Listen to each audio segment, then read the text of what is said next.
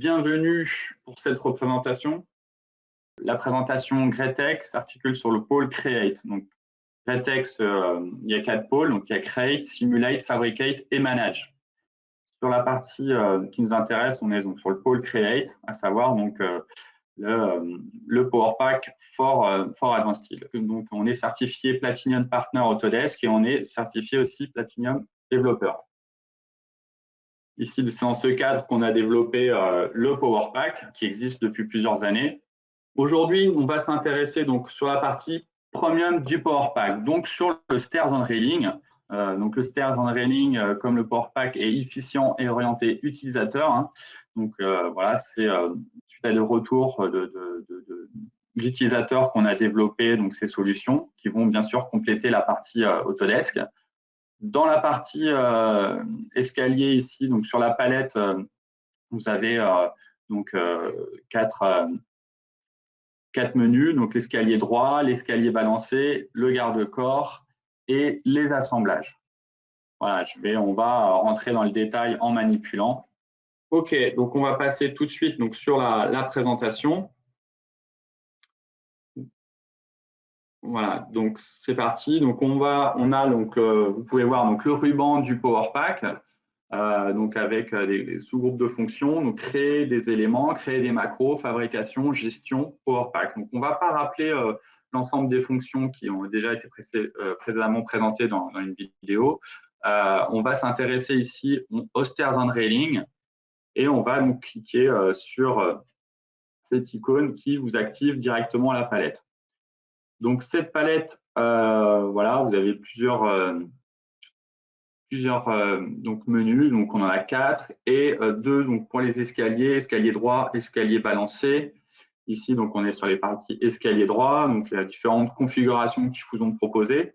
Donc en activant donc là l'affichage des images et du contenu, du descriptif, vous avez donc des informations qui vont vous assister en fait pour mettre en œuvre en fait donc les macros. Voilà, donc on a différentes configurations avec ici par exemple on va commencer donc sur donc voilà, avant de commencer on a aussi donc la partie escalier balancé donc avec des marges variables et donc beaucoup de solutions sont proposées dans la partie Stairs and Railing. On va tout de suite s'intéresser donc avec l'escalier en U. Donc on a 4 points à mettre dans le plan XY, donc dans le plan du SCU courant ou dans le plan du SCU général, et on va ici donc ensuite définir la hauteur de l'escalier. Donc on va tout de suite cliquer en fait sur une ligne qu'on a préalablement tracée, donc avec les dimensions précises de la ligne de foulée. Hein, donc ici la partie centrale de l'escalier. Vous pouvez charger donc les bibliothèques donc, qui sont un accélérateur de mise en œuvre. Pourquoi? Parce que les configurations vont tout de suite s'adapter par rapport à ce que vous souhaitez. Donc, je vous invite vraiment à sauvegarder très souvent vos bibliothèques. Voilà, donc ici l'escalier, au niveau de la présentation, on a un escalier avec un platelage en tôle, des marches en tôle, voilà, des solutions qu'on ne retrouve pas dans la fonction dans les fonctions Autodesk Advanced Steel, mais uniquement, bien sûr, dans le Stairs and Railing du PowerPack. Alors, sur l'escalier, on va pouvoir détailler les différents menus qui sont dans la fenêtre. Ici, donc la définition. Donc, sur la définition, on va pouvoir vérifier en fait les dimensions qu'on a tracées. Donc, avec les mesures précises, bien sûr. La hauteur, ici, par exemple, on a 3 mètres. Donc, on va pouvoir vérifier donc, les dimensions générales de notre escalier et on va plus rentrer ensuite dans l'ergonomie. On va pouvoir détailler le nombre de marches sur la première volée, sur la deuxième volée. On va pouvoir, bien sûr, vérifier donc, les hauteurs, le giron, la pente, 36,63 degrés ici.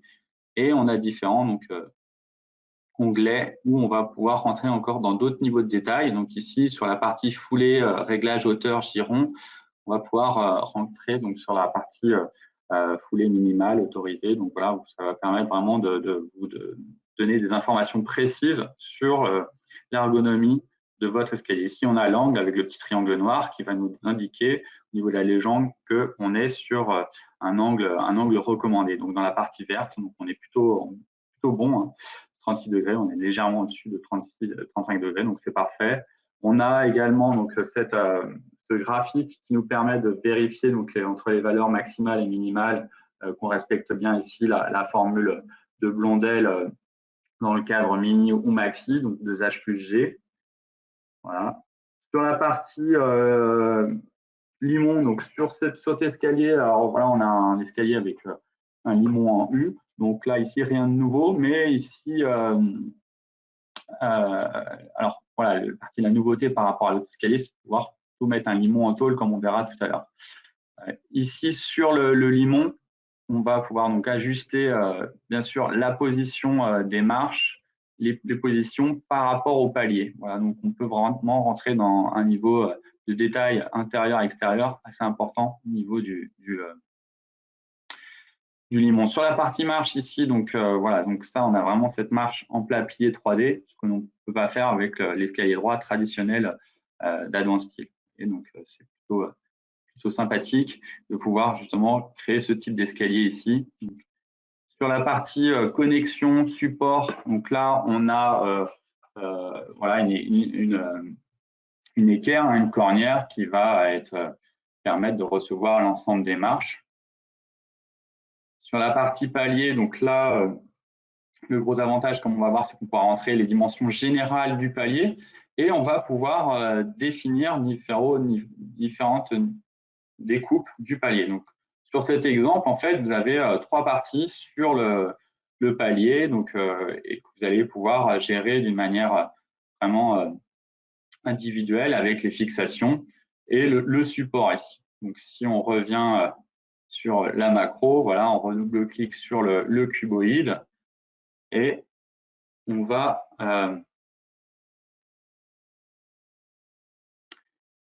revenir donc sur le palier. Donc sur le palier, on va avoir les connexions palier. Voilà, sur les connexions palier, on va pouvoir gérer en fait ici donc toujours en équerre. Pour l'exemple, on va pouvoir générer donc des poutres support. Voilà, donc on peut rentrer dans chaque partie bas, intermédiaire, haut et on va pouvoir générer en fait des poutres directement dans la macro qu'on va pouvoir positionner précisément suivant les valeurs D ici. Voilà pour cet escalier. On va continuer avec la partie garde-corps. Donc la partie garde-corps, donc la nouveauté, le point intéressant sur le Power Pack, c'est de pouvoir sélectionner avec des points. Donc c'est-à-dire que vous pouvez tracer un garde-corps sur n'importe quel support. Ça c'est super intéressant. Donc on peut mettre donc sur le point, sur les poutres. Donc là ici, je vais partir donc bien sûr sur les points. Donc je sélectionne les points directement sur le limon. Voilà, sur le palier également. On est donc toujours avec l'accrochage ici à milieu et on va tracer l'ensemble du garde-corps. Donc ce garde-corps va s'activer.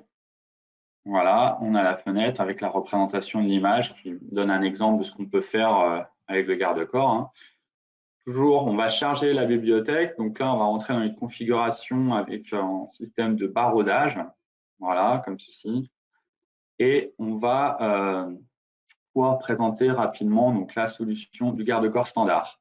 Donc voilà, on peut rentrer dans beaucoup de détails. Donc ça, c'est vraiment apprécié par les utilisateurs sur le positionnement des montants, des sous-lisses. Il y a beaucoup de détails qui sont nécessaires vraiment à une mise en œuvre précise pour travailler donc, correctement, donc à la fois en avant-projet ou en exécution. Ici, donc une petite nouveauté, donc c'est le bouchon, hein. Vous pouvez mettre un bouchon en platine, un bouchon en pièce spéciale. Donc ça, c'est les définitions soignées de la macro garde-corps. Ici, sur les mains courantes sous lisse, on va aussi voilà, pouvoir, voilà, on voit les systèmes de plainte et on va pouvoir aussi découper donc le garde-corps. Donc découper en différents assemblages. Donc au niveau des propriétés de découpe, on peut rentrer des subdivisions. On peut aussi, dans le terme anglais, on va appeler ça splitter, hein. On va pouvoir splitter donc notre garde-corps à n'importe quel endroit. Et ça, c'est vraiment super intéressant. puisqu'on va comme ça pouvoir configurer ces assemblages comme on souhaite. Et donc là, on peut splitter au niveau des mains courantes sous lisse, on peut le splitter au niveau des montants, et ça, c'est vraiment un élément différenciateur du Power Pack ici.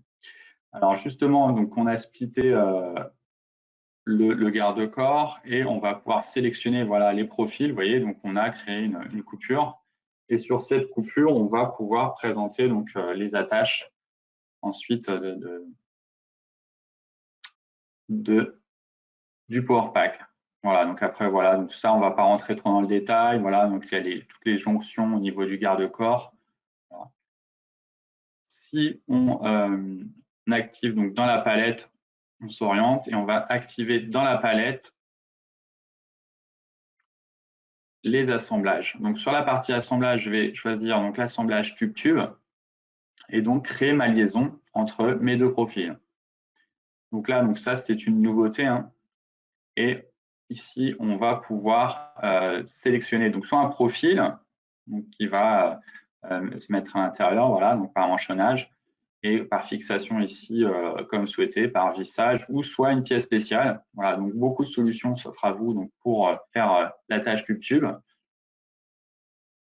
On va continuer ici donc avec le garde-corps double montant. Donc là, on a notre palier qui est en fait qui sont des solides 3D. Hein. Ce n'est pas des poutres advanced style. Ce sont des solides 3D qu'on peut obtenir grâce à la fonction du Power Pack pièces en solide. Voilà, l'avantage, c'est qu'on ne les met pas au traçage et du coup, elles ne seront pas comptabilisées dans le projet si souhaité. Voilà, donc ça permet de montrer aussi, mettre en évidence qu'on peut, comme ceci, par système de points, mettre le garde-corps sur n'importe quelle configuration ici. Donc ce garde-corps ici, donc c'est le garde-corps avec double montant. Donc, voilà, donc là, il n'y a pas d'erreur. Voilà, c'est ce que je voulais souhaiter vous montrer ici, c'est qu'au niveau de la gestion de la vérification de l'assemblage atelier, vous voyez, donc vous avez un sous-ensemble en fait qui va pouvoir être fixé donc sur la partie basse et haute du garde-corps. Donc ça, c'est vraiment intéressant dans Advanced Style de pouvoir gérer comme ça les assemblages d'une manière précise grâce à la macro. Voilà, donc on peut revenir sur la macro avec le clic droit, Advanced propriété de l'assemblage. La fenêtre va se réactiver et on va du coup revenir sur son macro de double montant. Donc on va charger encore une fois une bibliothèque. Donc toujours l'intérêt des macros, c'est d'enregistrer les bibliothèques. Ici, au niveau du remplissage, on était sur un système de barreaux tout à l'heure sur le standard. Là, on passe sur un système de remplissage par panneau. Voilà, donc panneau qui peut être des tôles et puis qui peut être aussi également du verre. Hein, voilà, donc du verre sympathique. Le système de fixation ici peut être géré aussi par pièce spéciale. Hein, donc c'est vraiment l'intérêt des macros du Power Pack, c'est de pouvoir intégrer les pièces spéciales dans chacune des macros. Donc je pense aussi bien sûr ici pour le verre au pince à verre. On continue. On va passer donc sur un escalier spécifique du stairs on railing, donc escalier avec une volée et palier. Voilà, on va donc revenir sur le modèle et où on a tracé bien sûr donc la longueur et la hauteur ici de l'escalier. Donc il est plus simple que le précédent. On va charger en bibliothèque donc la configuration souhaitée. Donc, c'est tout l'intérêt ici. Donc, on a le palier, bien sûr, intermédiaire, mais vous voyez aussi, on peut paramétrer le palier supérieur avec un petit retour ici par rapport à l'ouverture. Donc, ça, c'est vraiment sympathique de pouvoir vraiment gérer la géométrie, l'ergonomie de votre escalier directement dans le Power Pack. Voilà, donc le limon en tôle, voilà, donc ça, un limon en tôle, on ne peut pas l'avoir donc avec le Power Pack avec la macro escalier droit traditionnel d'Autodesk et on a bien sûr les marches en caillebotis ici à la différence de la tôle tout à l'heure. On va passer maintenant en filaire 2D et ici on va créer une rambarde murale. Donc on va sélectionner des points, maintenant on sélectionne des lignes. Voilà, donc on va pouvoir charger ici encore une fois notre bibliothèque qui va nous permettre d'intégrer la rambarde directement comme souhaité. Donc, on retrouve le cuboïde autour de la rambarde, hein. Et on va pouvoir ici donc enlever tout simplement maintenant l'ensemble des filaires qui nous ont permis à construire donc les macros. Voilà, donc si on zoome sur la rambarde, donc là je sélectionne ma poutre, le clic droit Advanced propriétés de l'assemblage. On va avoir donc au niveau de cette rambarde murale donc la possibilité de créer comme ici différentes configurations avec un système de profil et plat avec différentes formes géométriques. Donc on est sur une forme triangulaire ici. Voilà, donc plusieurs paramétrages très précis encore une fois sur la gestion de fixation de notre rambarde. Ici, on va pouvoir intégrer donc également des pièces spéciales. Donc, dans le Power Pack, je rappelle qu'il y a un gestionnaire de pièces spéciales et du coup, vous pouvez précisément gérer donc à travers chaque macro, comme je l'ai dit précédemment, l'ensemble des pièces spéciales. Voilà, on va. Alors, si sur la partie garde-corps, je voulais montrer aussi donc ici le bouchon. Donc, on en a parlé sur le garde-corps précédent, mais on va le faire ici. Donc, on va venir cliquer. Et on va pouvoir mettre en place donc notre bouchon. Donc le bouchon peut se mettre en pièce spéciale, donc je clique sur pièce spéciale ici. Vous allez voir, hop, la pièce spéciale est réalisée. On va pouvoir, pour changer, ici le mettre en place avec une platine, miniature usinée. Donc voilà. Voilà donc la présentation du Power Pack Stairs on Railing. Donc un grand merci à tous pour avoir suivi cette présentation. Et je vous dis à très bientôt. Merci. Au revoir.